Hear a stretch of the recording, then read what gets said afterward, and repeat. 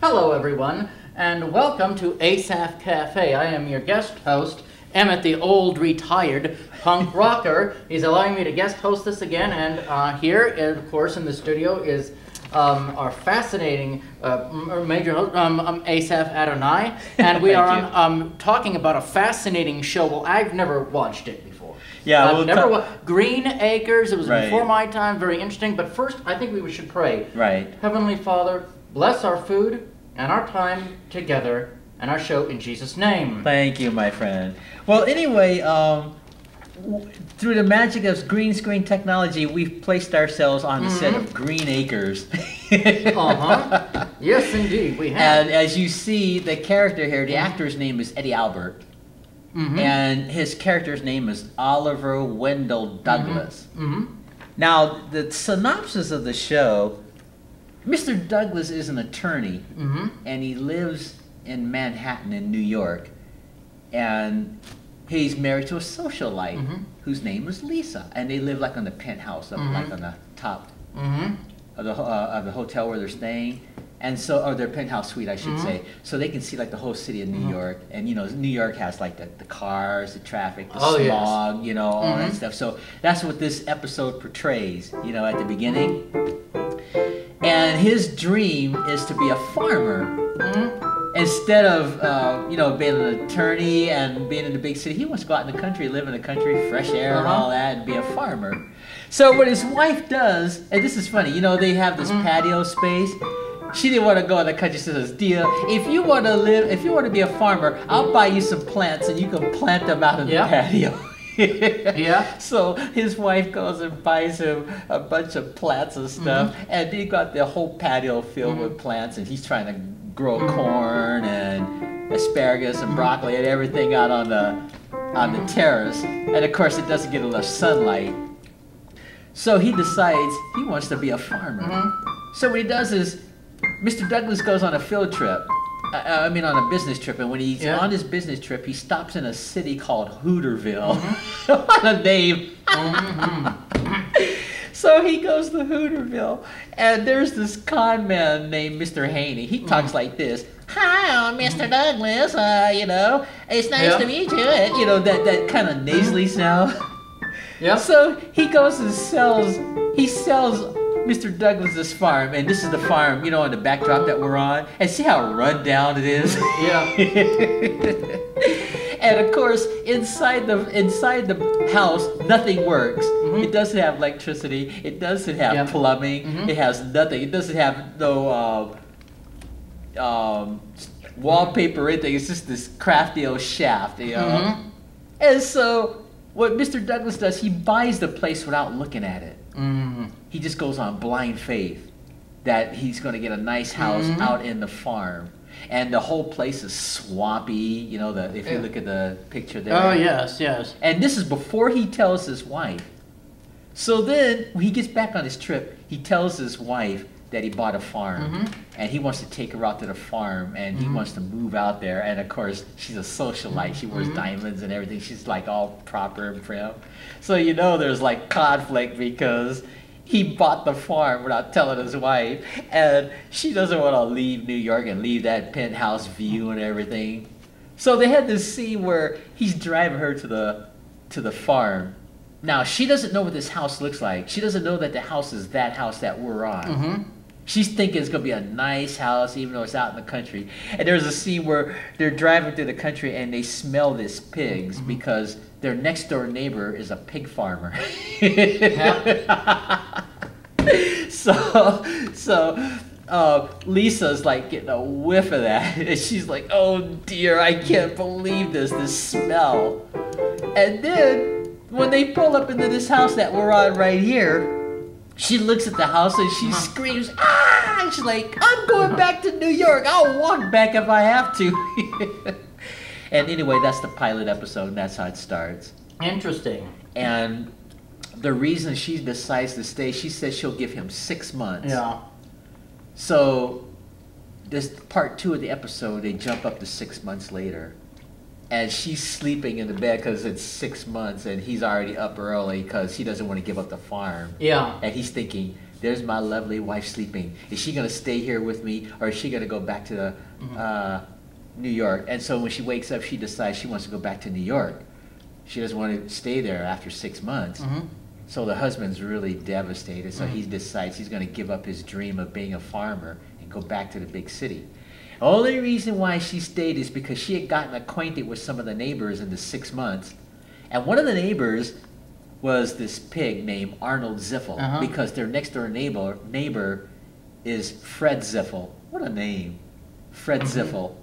And so this pig can talk, but he doesn't talk like human. He grunts, and you see the words on the screen, whatever this pig is saying, so that the television audience knows what this pig is saying. But nobody can understand the grunt language but the owner, Fred Ziffel. And it's funny because everybody in the whole city of Hooterville, they're kind of like ditzy. They're kind of like not educated, not smart. And this pig is smarter than almost everybody in the whole city. That's what makes it so funny. But since he's a pig, he can't run industrial services. He can't run a department store or anything like that. He just grunts, and he knows what's going on. And so Mr. Douglas is always like saying, how do you know what that pig is saying? Well, I speak pig, I know. It's just so funny. And there's so many other characters they had. They had a handyman named Ebb. And he was like this young, handsome, good-looking, petite, lanky fella that did the work around the house when he felt like it. And it was so funny because he hardly ever did any work, but he got paid for it.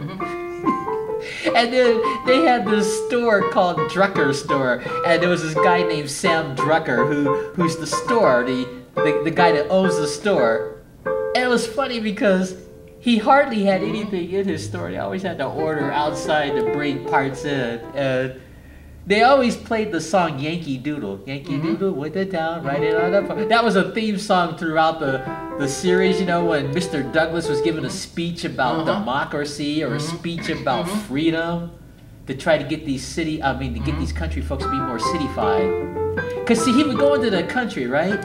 And he would have this farm, and his wife would try to cityfy the country folks.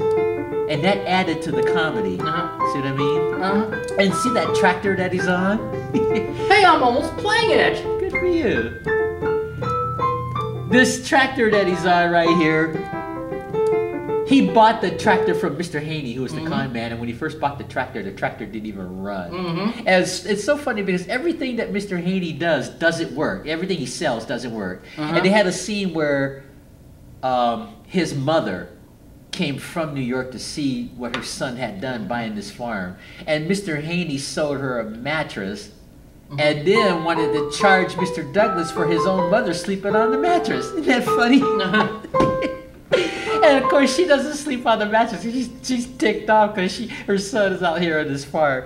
And so then Mr. Haney says, well, I can't charge you for your mom sleeping on the mattress since you didn't sleep on it. Isn't that funny? That's just so funny. Just everything Mr. Haney has, he would sell it, and it never worked, or it was secondhand or run down, including this tractor that Mr. Douglas is on. So eventually, within the 6-month period, Mr. Douglas and Lisa fix the place up. They make it look a little less run down as you watch the series. Then that tractor starts working and he starts planting stuff.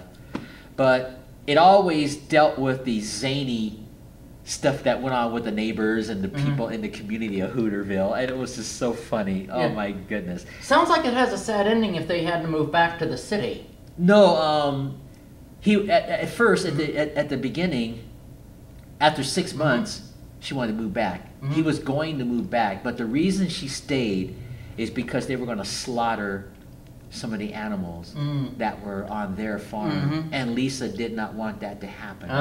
That's what caused her to stay, and plus it saved the life of Arnold the pig, the talking pig. Interesting. See, and so that's how the series starts.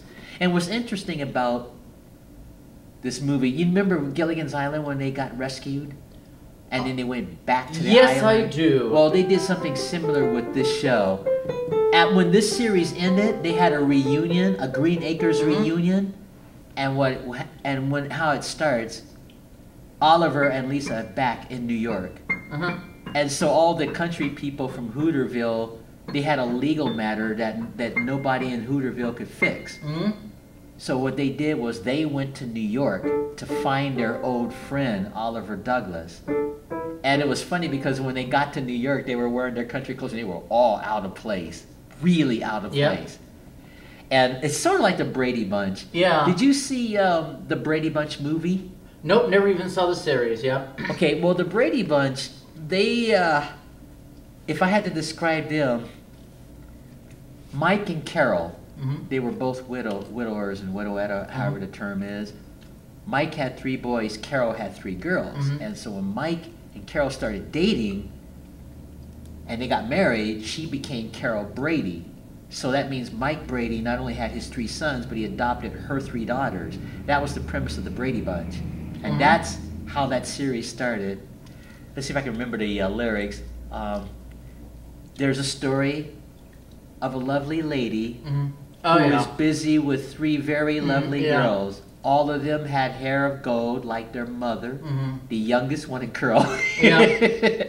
It's a story of a man named Brady who was busy with 3 boys of his own.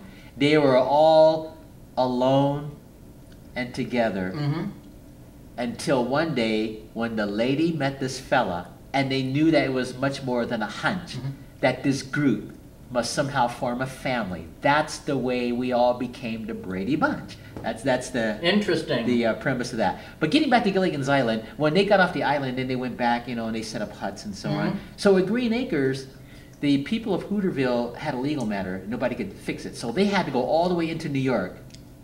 Just like when the Brady Bunch, when they had the Brady Bunch movie, they were still wearing their 70s outfits in modern times, and that's why it was so funny, because they were out of place. The Brady Bunch, they were out of place. And so the people of Hooterville were out of place when they were in Manhattan, New York, you know, with the big cabs and everything. They finally find their friend Oliver Douglas. They go to his law firm and they ask him to come back to Hooterville to defend. And this was a little bit more serious, this reunion of Green Acres. I thought you said he didn't have to leave. No. He didn't have to leave the country. In the series, they stayed on the farm. Yeah. But when they had the reunion, it started with him back in New York. Oh. See? You know, like Gilligan's Island, you know how they went back? So in the reunion of Green Acres, years later, after the series ended, they were back in New York. Oh. So the people of Hooterville went to New York to ask him to come back to defend someone. And Interesting. that was a little bit more serious. Interesting. But it was amusing because most of it was them in New York. You know, the people of Hooterville were all in New York, like Mr. Haney and all the rest of those characters, Mr. Drucker and Ebb the handyman. And they had Ralph and his wife. They were like these fix-it-up people, and they never fixed anything. Every time they would hammer something, the hammer would go through the wall. But it was just such a fun, delightful series. All of the Brady Bunch, Green Acres, Gilligan's Island. You know what I'm saying? They're just fun shows. And I know they're like outdated and silly by today's standards of comedy. But it was fun comedy. Silly, but fun silly. You know what I mean? Just really fun, goofy comedy. But Green Acres had to be the most zany of all of them. Even more than Gilligan's Island? Probably. That is amazing. Well, because with the talking pig and everything. And let me read these lyrics here to Green Acres. You might find this interesting.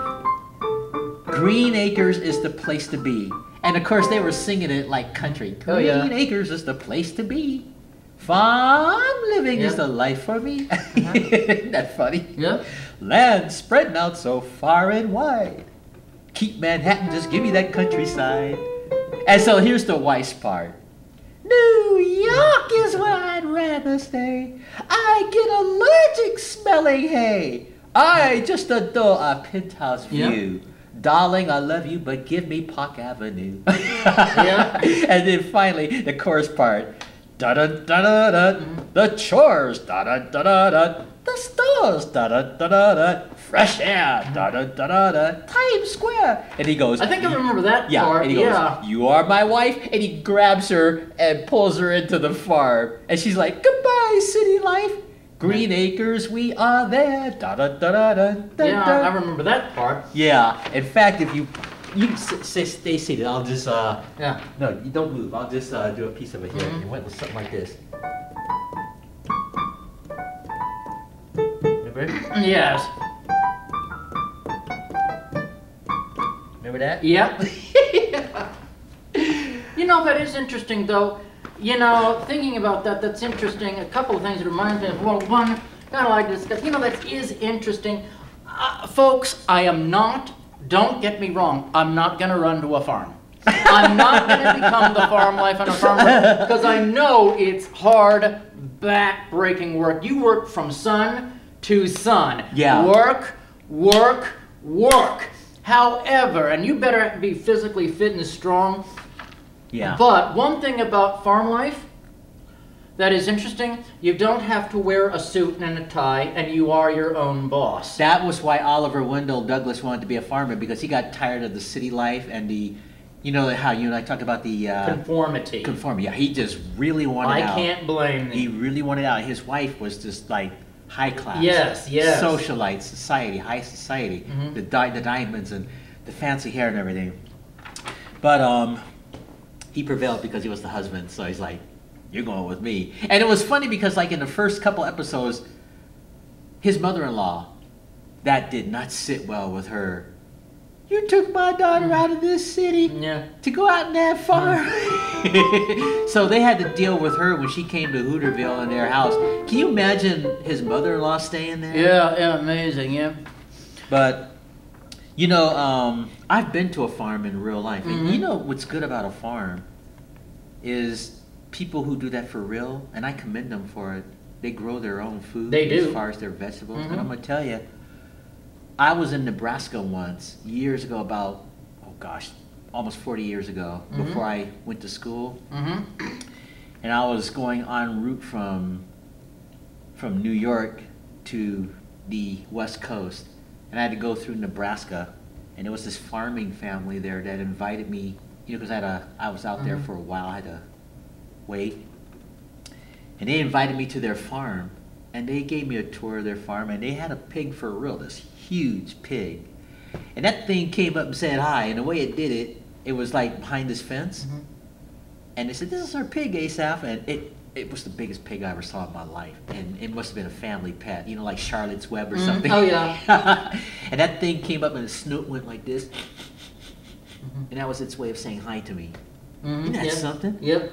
But what impressed me about this family was when they had their vegetables, they had like those really long string beans, the major long kind.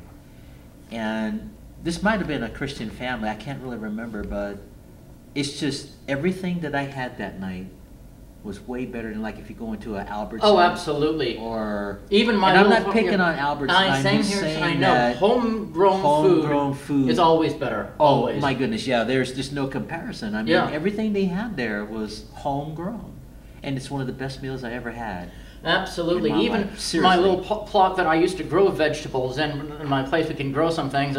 The carrots you could just eat right and pull them up, and they were always much better. Right. Those little tomatoes always. It's like better. those Hooterite people, you know. Where they have the Hooterite turkeys and that kind of thing, or. Well, actually, not just the turkeys, but their carrots. They're carrots. You know, like when they have the farmers market every year. And I have some friends that are Hooterites, and you can just take it right off the ground, just wash it off, and eat the carrots. And they had carrots that they literally pulled off the ground. And of course they were washed off, you know, because they were in public, you know. I went over there and got some of them carrots. I was like Bugs Bunny. I was just nibbling away. And it was like just so good. Oh yeah, and a lot more nutrition. You can feel the nutrition. Oh, I did. Absolutely. These Hooterite people gave me, I think I had a carrot. And there might have been some other stuff I had, some other vegetables, but you know, if I could eat vegetables like that all the time, I would. The same here. I would. I've even heard somewhere, I'm not sure, can't remember where, but a lot of the nutrients have been washed out of the food, not only because of grocery stores big because we used to do wood burning stoves, and the soot would come down into the soil and neutralize everything. I just made up a word. Get more nutrients into the soil, and we've washed it all out away. And so the vegetables, back even in the Middle Ages, the 18th century, used to have a lot more vitamins and minerals than they do now. You know? Well, see, the thing is, when they first when they first get the stuff out of the ground, they have to package it. Then they have to put all those preservatives to preserve it. You know, when they're shipping it, like let's say Nebraska, for example. By the time it gets to California, and then of course, once you put those preservatives and preserve it, it just takes away. It does. If it were possible for every state to have their vegetables just right off the ground, I think a lot of people would be healthier. Oh, they would. There wouldn't be obese issues and things exactly. You're absolutely right. But of course, that's probably not possible because you got 50 states in the union, and we're spoiled. Most people in the U.S. because we live in a metropolis. You know.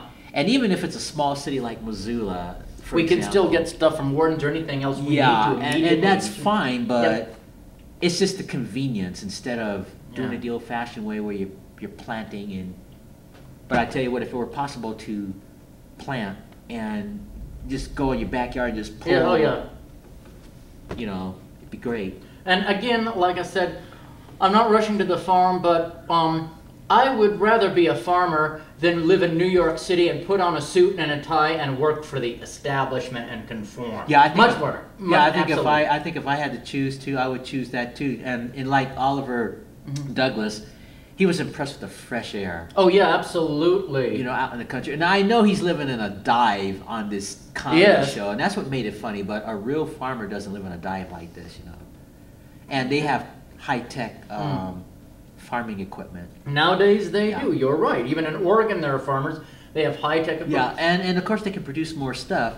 But even though they end up probably preserving it, you know, because they have to ship it off, the families themselves probably get stuff for themselves, you know, before they send everything off. And I'm sure they're eating well. But yeah, if I had to choose between New York and a farm, I'd pick a farm any day. Same here. I haven't heard, I had the Farmer's Almanac, or somewhere, it used to be a lot more people farmed than lived in the cities. I mean, back 100 years ago, 80% of people were farming, only 20%. Well, yeah, it's like Little House on the Prairie. You know, everybody worked for themselves. You know, I talked about this I had a friend of mine in college that wrote a paper. You might find this interesting. Are you familiar with the Industrial Revolution? Yes. Okay. Now, prior to the Industrial Revolution, like you were saying about 80% of the people pretty much worked for themselves. You know what I'm saying? There was no such thing as a 9-to-5 system. Right. And it wasn't until the invention of machinery and when they were building the railroad. You remember, like studying that history? They came up with that system of 9-to-5 where they were hiring workers to help build the railroads and get it across. That is where the 9-to-5 system comes from. Yep.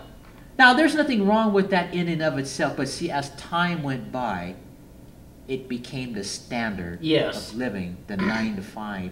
And then it got to the point, and my friend wrote about this in her college paper, it got to the point where so many people were locked into that system of work that if anybody did their work outside of it, they were judged. Exactly. And you see that today, like people that are in the arts, people who do acting, ballet, sports, you know what I'm saying? They just, all that stuff, and they get judged. Yeah, it's even like, and, you know, after you get out of high school and college, the first thing comes to your mind now, what 9-to-5 job am I going to do? What career 9-to-5, what job am I going to get? The only reason people now go to schools and college is to get a job and an apartment and a salary from a boss, when it used to be you worked for yourself. Absolutely. You rose and fell on your own work merits, and sometimes, well, April was the hungry month, and that was kind of bad. But I think even on the farm you could sell things for money, or certain things. Of course. Go to the general store, hut and get something for your family, a little treat or something. But there were, you know, and that's a lot better than working for the man, the suit and a tie, and the establishment. Now, you know, that works for some people because we're so accustomed to it, but like you were saying, in the farming days and you know, like 100 years ago, it wasn't like that. Exactly. But we'd forgotten that in the United States, I think, in our culture. We pretty much forgotten. Let's see. Did you ever see the Twilight Zone episode? And it was really good. And I keep thinking about this all the time. We've been talking about Green Acres. Okay. I just love this Twilight Zone episode. Or what was it called? Somethingville. Oh, good gravy. There was this, okay, it was in New York City, Okay. and there was this guy who was, married to a socialite.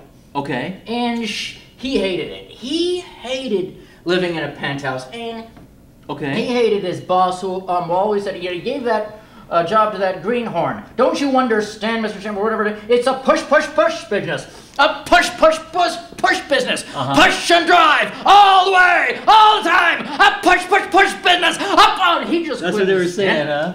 Okay. Yeah, and finally he was almost getting ulcers and had it. And when he was going to the commute home, he had this dream about this tiny town about 100 years ago, Elmsville or Weezersville, or I just don't remember the Meadowville or what was it? I'm listening. I don't know that episode. You'll have to tell me about it. Yeah, it was. I wish I could remember the ville they were talking about. Not even be that Willoughby.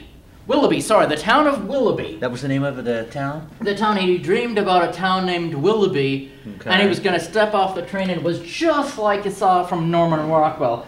A big band playing in the park, kids playing, looked like paradise, really. And he said, I gotta get, and he woke up, he told his wife about it, and they were having drinks, and his wife was furious about that.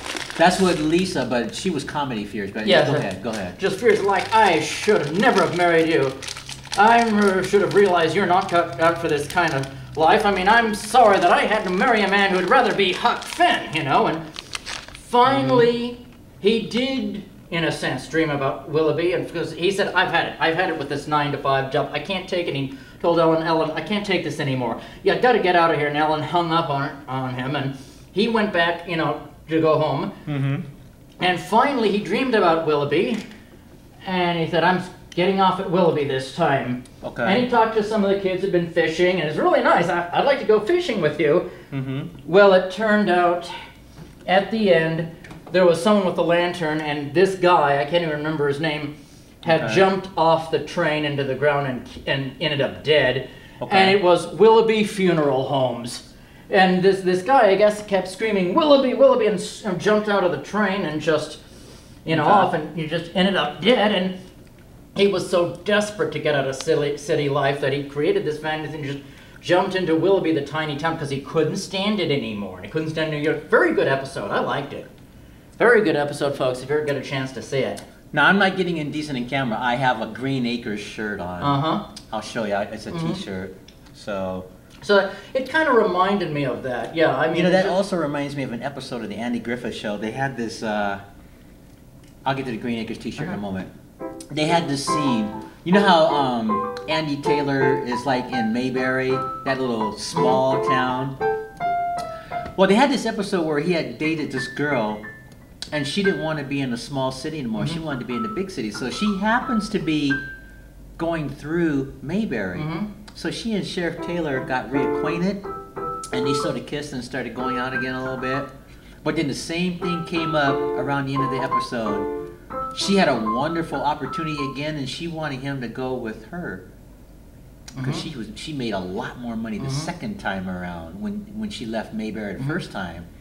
And she was pleading with Sheriff Taylor to go with her because she could help him get set up and, in the big city. But he didn't want to give up the country, even though Mayberry is not like country like in the sense of Green Acres. It's still considered country, you know what I mean? To the big city. And so they wound up breaking up a second time.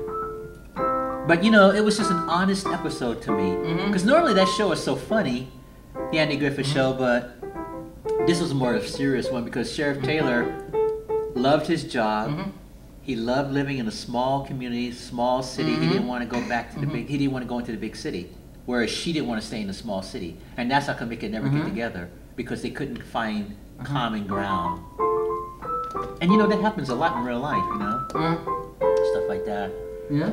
There's no saying, to thine own self be true. So. Boy, I got so many clothes on here. Let's see if we get this t-shirt going. This piano is getting a little easier. I haven't played the piano for a while, so it's kind of nice to just making up my own easy listening compositions like I used to. I love, easy listening. And I couldn't, like I said, stand that pre-recorded song that sounded like the circus, if I can find it. If I can even find it. If you just push that demo, it should start right up. Listen to this garbage, folks. Chopin's gonna crawl in his grave when you say that. But that is a Chopin piece. Step right up, it's the circus. We've got the 20-foot woman and the person with one leg that hops around like a clown. Step right up, it's the greatest show in town. I can't stand that stuff. Oh, I hate that. But why do that was one too many. It's the last time I ever do that. Whoa. Now, you do know that is an actual Chopin piece. I did not know that. Now, we talked about this before. I'm sure when Chopin wrote that song, he didn't have a circus in mind. But I see your point. Yep. Speaking of classical music, I like classical music. Oh, same here. You know what? What? And I know there's going to probably be people who are going to disagree with me, and I went to a conservatory, so I think I can say this with a little bit of authority. The music of Beethoven and Chopin, that music is like hundreds of years old. And it's not on the high plane of audience as far as people listening to it, like compared to popular music, easy listening music, rock and roll, Neil Diamond, definitely, Lady Gaga. You know what I'm saying? Just I could just name drop Tony Bennett, Frank Sinatra. See what I'm saying? Most people want to hear that kind of music compared to Chopin these days. And it's very rare when there's a person who can make a living as a true concert pianist. That's a person who doesn't do any popular music of any kind. They just do all that classical music all day. And there's not a lot of money in it. Yeah. In comparison to all the music, country music, pop, rap, funk, soul, blues, you know what I mean? So that's what I mean. I'm not dogging on classical music. It's just not in the mainstream like it once was when it was first invented. See, when it was first invented in the time of Franz Liszt and Beethoven and Mozart and so on, it was brand new. There was no such thing as rock and roll and popular music. There was no Elvis then. There was no Mick Jagger then. There was none of that then at that time. Yeah. So naturally, people are going to listen to that kind of music. That's true. Think about it. Never thought of that. Yes. And then, this might interest you. Are you familiar with the 5 periods of music history? I think you talked about them once, and I do remember the Middle Ages music. I love Middle Ages music. Okay, like, let me just give you a let's give a flyover. Beautiful chamber music. Right, I'll cover that. Medieval feast music. We'll get into that. They had beautiful. They had what was called medieval music, and I that was like I have a few chants. CDs of those. Yeah. Like your Catholic church or just chants, Gregorian chants. Oh, that was also Gregorian chants, but that was more religious music rather than king's music. I realize. Here's where I'm going with this, but they had the medieval period. Yes. And I think that might have been around the 12th or 13th century, something like. I don't know the exact because I don't have my notes on me, so I have to improvise. And then after the medieval period, they had what was called the Renaissance period. Yes. Now, remember, Chopin and those guys weren't alive yet at that time. And then around, say, the 1600s or whatever, they had what was called the Baroque era.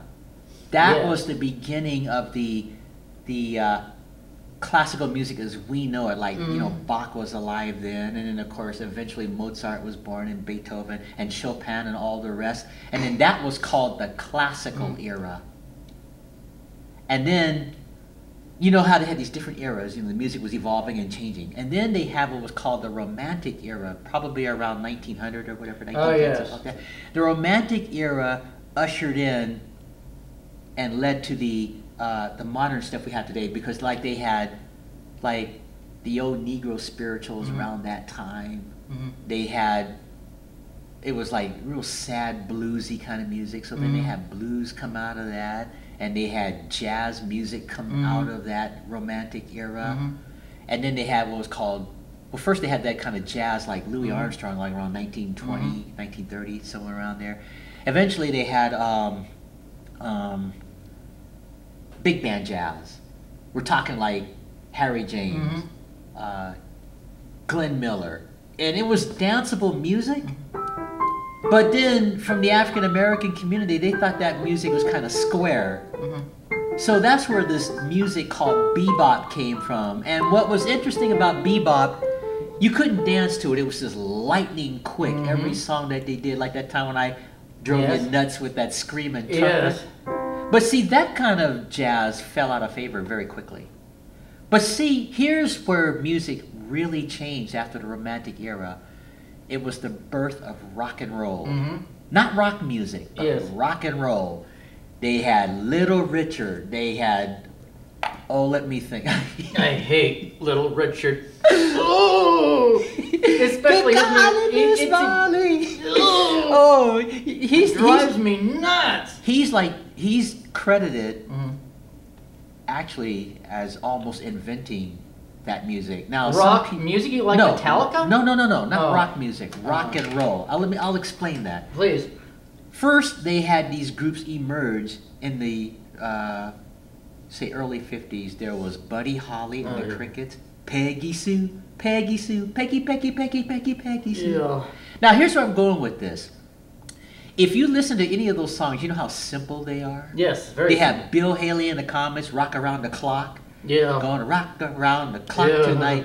You see what I'm saying? They were just simple songs. And then Little Richard came out with Tutti Frutti, Good Golly, Miss Molly. They played but see, that the in thing is, Portugal, but the thing is, it was simple. Because prior to that, it was Harry James and those big bands. And that was complex music, even though you can dance to it. Yes. But then the teenagers wanted something simple. So when rock and roll came out, all that stuff was simple. And they had, Sam Cooke came out of that era, African-American singer. He had a song, Darling, You Send Me. That Jackie Wilson, My heart is crying, lonely teardrops. You remember that?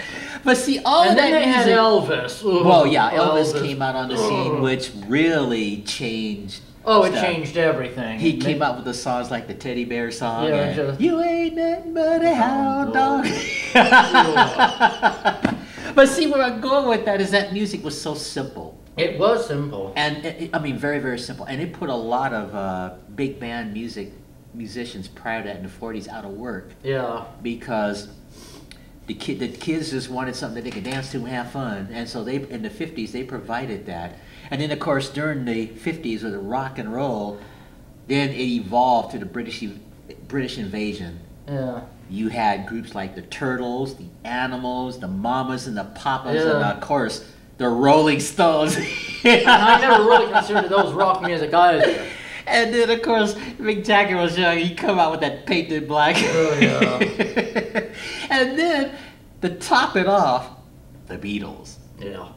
And my parents used to watch the Ed Sullivan Show because they had it's hard to explain.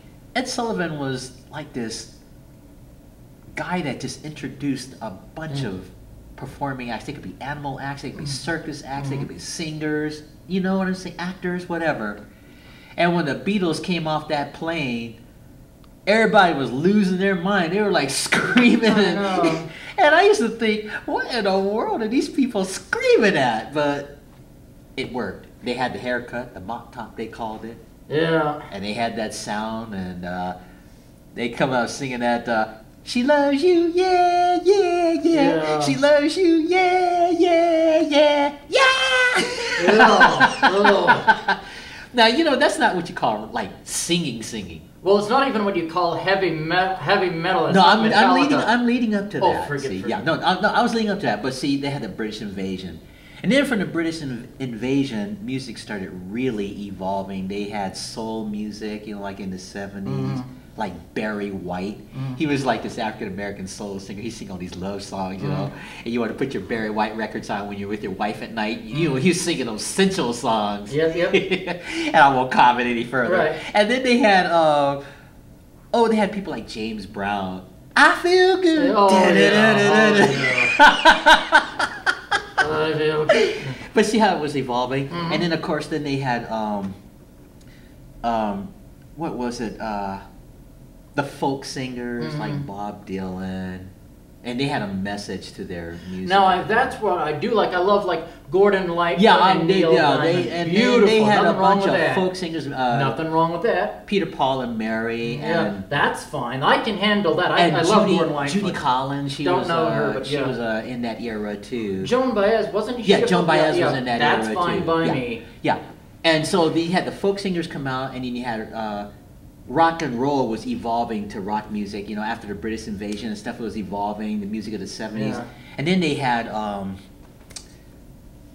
the rock music. It was like that loud, hardcore rock music, Metallica. I love Metallica. Oh, you do? I love Metallica. I didn't think you did.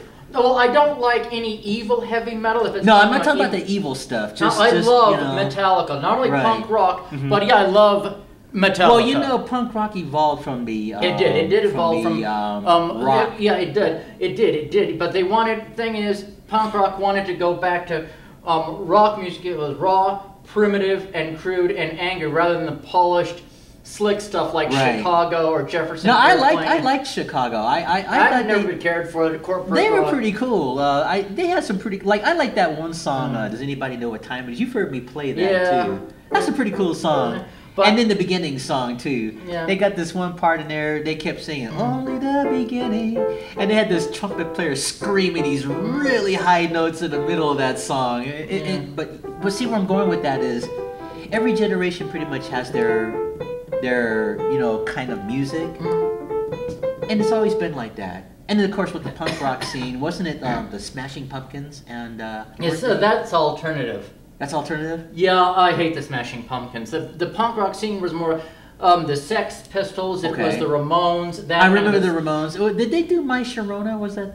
No, that was the Knack. The Knack, okay. And that wasn't punk rock. The Sex Pistols were just, they stole their instruments. They were in England, and they decided they were going to just break through every rock music and say, we just want to scream and snarl about the Queen, how we're poor, how we don't have any jobs, and we're so angry, and the youth are angry.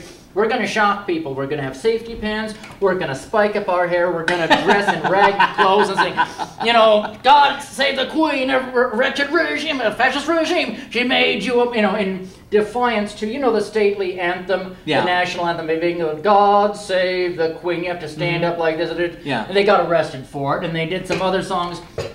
There's another group. There's another group group in the UK, Pussy Riot. Are you familiar with them? No, wasn't that? They're a female group, and they're like, anti-Russia. Wasn't that Russian? That was Russian. Yeah, that wasn't English. They got arrested a few times when during their concerts, right in the middle of their concerts too. Yeah. Then there were some other English bands I can't remember, but punk rock was just, I hate society. I had kind of like that song from Star Trek 4. Yeah. I hate you, and I do. That was pure punk rock. Yeah. Well, that every time you and I talk about that scene on Star Trek, it's so funny. Yeah. And it basically was to spike up your hair. You've seen me as a punk rocker, folks. You remember the awful truth about society. For 23 years, I was a punk rocker. Leather jacket, chains, spiked up hair, the whole stuff. I just can't slam dance anymore, but I still have the music and just anti-establishment, how they hate conformity in society. Right. Wonderful, wonderful. And the time has gone by. We got about 10 minutes left. Yeah. See how fast this went? I'm going to get off camera for a second and take this turtleneck off and show my Green Acres shirt, and then we can continue where you're talking about. Absolutely. Let me step out of camera here for a second here. Oh, wouldn't you know this? Yep. I don't want to be like the stripper. There was a famous song called The Stripper back in the 50s. Never heard of it. It had a melody that went like this. You don't have to move. Let me just play it. It went something like this.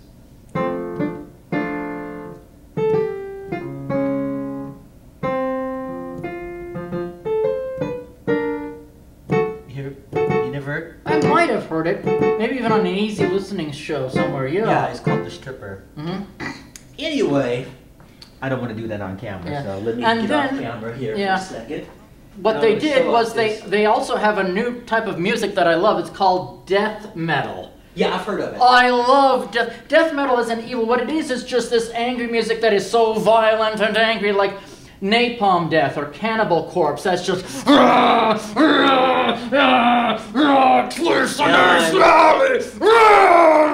here I am on camera right here, and I don't know if you can see it here. This T-shirt. Yeah. See right here it says. Remember the lyrics to this? Is a life for me. Yeah. Remember the lyrics there? Yeah. Green Acres is the place to be. Farm living is the life for me. And that's what Yeah. this t-shirt says. I'm going to see if it'll show up on camera here. See there? Farm Yeah. living is the life for me. Uh-huh. Can you see it on camera? Yes. Yeah, farm living is the Life for me. Very good. Isn't that a cool t-shirt? It's got the tractor there. There was also another form of music you may not be familiar. I like it, not as much as punk or heavy metal, but it was called new. Now I want to make a disclaimer. When I say new wave, Right. I mean the original. I don't mean Right. the B-52s and the Bangles and Rock the Casbah or whatever it is. I don't mean new wave with the fancy hair and going to new wave parties in your Right. hit new sports car. I'm talking about groups like The Cure and The Smiths. Yeah, yeah. Do you remember The Cure and The Smiths? Not really. From the 80s? They were... Well, there were so many groups from the 80s, it's Yeah, hard true. to know them all. I think they were from Britain. I know The Smiths, Morrissey, The Smiths, they were from Britain. They would write some very sad songs, but it was in this strange, surreal way. Yeah.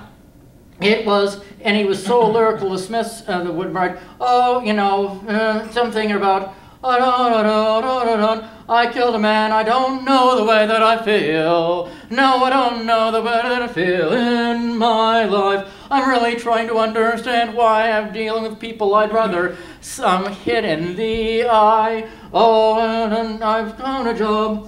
I tried to look for a job, I found a job, and now I'm miserable now. And just beautiful, or sometimes very sad, very poignant songs like Girlfriend in a Coma, I know, it's serious. The Cure had new wave hair, Yeah. painted lipsticks, and they always looked like they were depressed. They always looked like they were clinically depressed. Uh-huh. Beautiful songs. Sometimes they're happy songs, but one of them was, the love of my life for me. And, you make me feel whole again. Yeah. I can't describe The Cure right now, or some solo ones that were very sad and depressing, like, no matter how many faces I throw, it's never enough. No matter how many faces I make, it's never enough.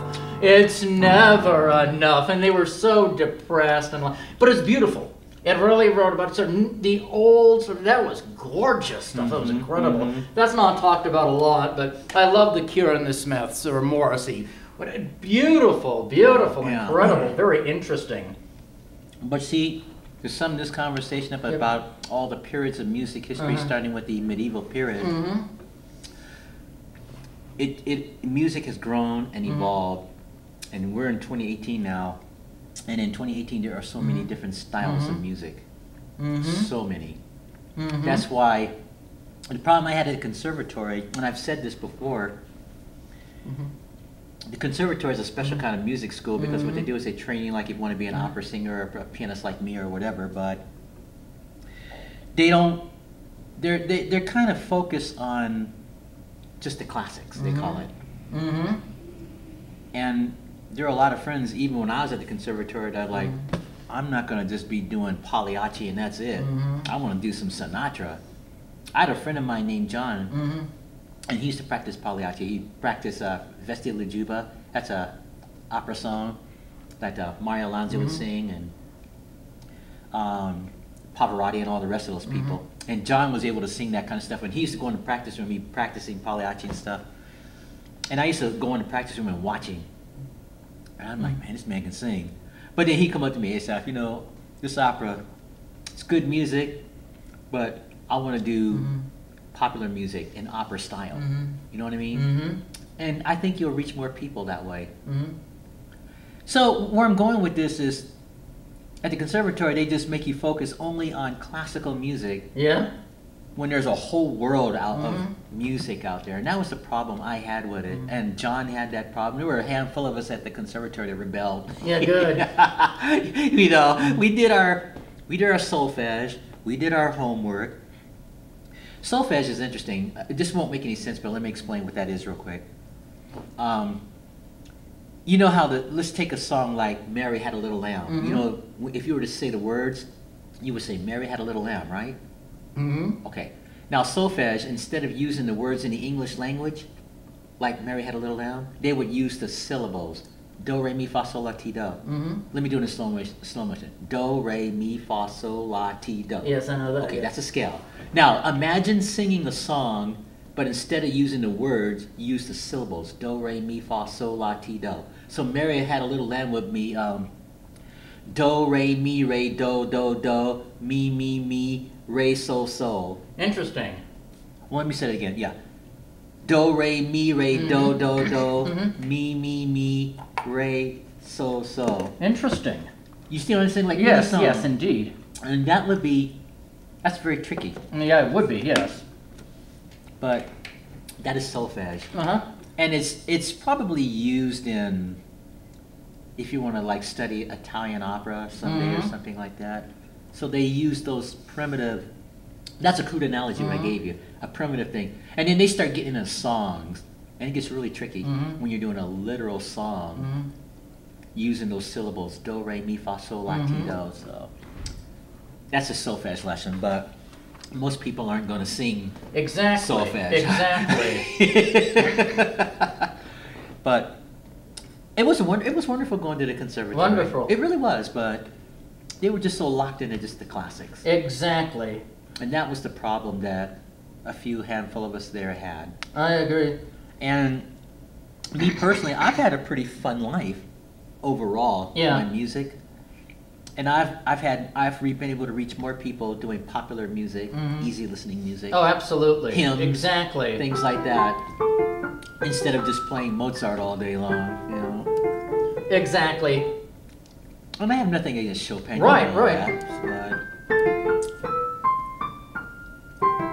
Still trying to figure this out. I'm just not the piano player. You never was able to do two thoughts but at one see, you know, time. we all have our gifts. But you know, when you do the two thoughts at one time, you have to do that extremely slow. I'll give an illustration. All right, you don't have to move. Oh. Have you ever heard of a song called Fantasy Impromptu? No. All right, I'm going to tap it out slowly. Now, with my right hand, you're going to hear 4 taps. Let me do it with the right hand. 1, 2, 3. See how simple it is? Okay. Now, with my left hand, I'm going to do 3. 1, 2, 3. Now, I'm going to put them together. And listen carefully. With my right hand, you'll hear 4 taps, and with my left hand, you will hear 3. And I'll do it very slow. Can you hear it? Yep. Interesting. Yeah. That's how the Fantasy Impromptu goes. So you don't move. I'll demonstrate it on the piano here. Here, let me borrow this. You don't have to move. All right. Now, I'm going to do it in slow motion.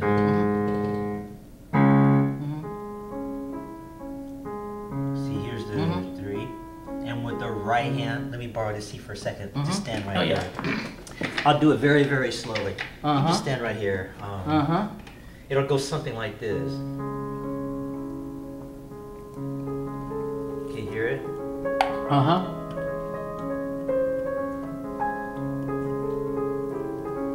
Can you hear it? Yes.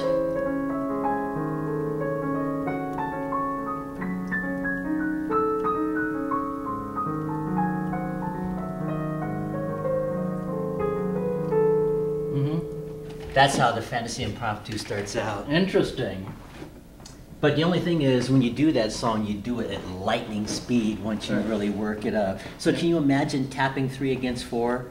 Yes, interesting. Going fast, very, very quickly. And it's a beautiful song when you put it together. I'm working on that, so that's how come I can do it at that speed right now. It took me a while to memorize that song. That song's like 10 pages long. Interesting. And I chose that song, so hopefully I'll have it worked up by the end of this year before we go to the mall. Interesting. Oh, yeah, it's 1:30. Yeah, I know. I've been watching our time. We got about 2 minutes left. You have any final words you want to say? Yeah, a couple of words. I forgot. I was trying to think of some Cure songs just to get back to that New Wave. One of their first albums, they had a very strange song. They did on some of the piano, and just it was a very strange song. It was... and about how the cure, I can't even remember the lead guy's singer's name. It is very surreal. Mm-hmm. It was about him being outside in the winter, telling time. Someone has to be in the ice cold. Somebody has to be there at the strange changes at night. I change the time in your house, pretending to swim. I stay at night at your house, pretending to swim. Somebody has to be there to see the changes at night. Da, da, da, da, da. Very surreal. Okay. That's the kind of thing old New Wave used to be. I love the Cure in this bit, I can probably guess. Right. But a surreal joke, but it was very fascinating. I've got it. You better hurry and tell it because we've got about a minute and a half left. Well, it was very fascinating. I was getting some office supplies at the office supply shop here that I needed, and I became fascinated, honestly, with office supplies. A new thing for me to freak out about office supplies. So let's tell us the real joke of that. There were these two washing machines, and they went into the office supply store. Wasn't that? And they were sticking their tongues out at the office supplies, and the office supplies were sticking their tongues out at them. Wasn't that surreal?